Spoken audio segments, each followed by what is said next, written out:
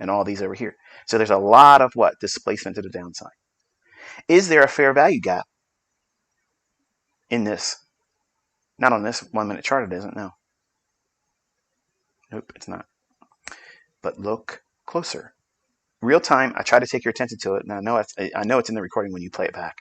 I told you to take a look at this wick here and measure it, eyeball it, find the consequent encroachment of that wick, and then the consequent encroachment of this wick.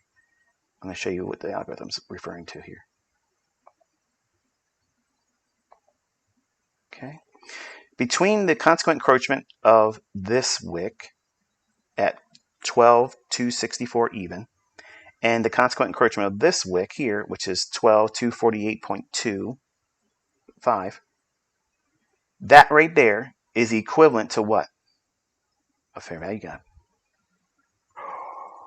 Oh my goodness. Oh my goodness. We're getting to the good stuff. Not yet. It's getting better as we go.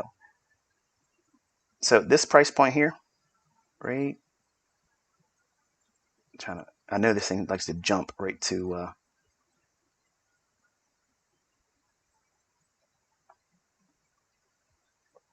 I'll draw it away from it.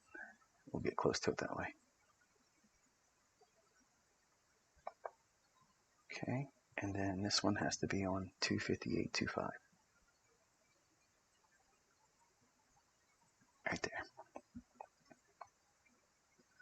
So right there is equivalent to a fair value gap. Now you don't see it.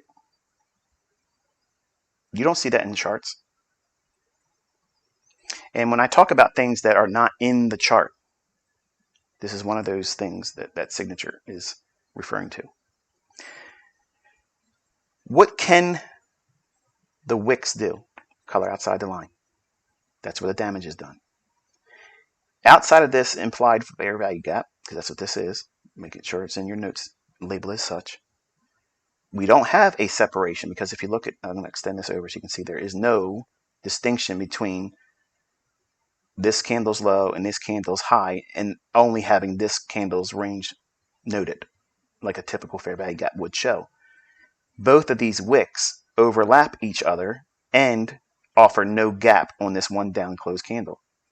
But because we have two long wicks, this here on this candle, and then we have a long wick or tail on this candle here, you split that in half on both of them, and you use both consequent encroachment. Now, imagine me trying to teach this tonight.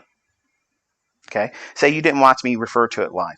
I never mentioned it, never drew your attention to it live, and I opened the comment section up. I guarantee you, I'd put $10,000 on it. I'd probably have 50 people say, this is cherry picked. This is all conjecture. Nobody would have been, you couldn't have said that was going to happen because you never saw it in a book. Nobody's ever talked about it. But I took your attention to it live as it was happening. Now, with the benefit of knowing what it is you're supposed to see in it, look real close. What do you see? Isn't this just like a fair value gap? You might get a little bit of a mohawk above it, okay, because you want seamless price delivery. Where does it really go to? The order block. What's the opening on that? 12,268.5. What's the high on that candle?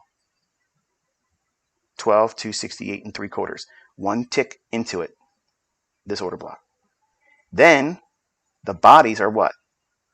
Where are the bodies forming? You want to know what I'm looking at when I'm reading price, when I'm looking at fair value gaps, institutional order flow, entry drills and things? The benefit of knowing where the bodies stop. Ready? Midpoint is here. Did the bodies even reach and touch the consequent encroachment of this implied fair value gap? No. So it's doing what? The bodies are telling you the story. The wicks are the damage. Okay, it's always going to go outside the lines. But the bodies of these candles are telling you and indicating that it can't even close or open on a new candle at the midpoint, which is consequent encroachment of a imbalance.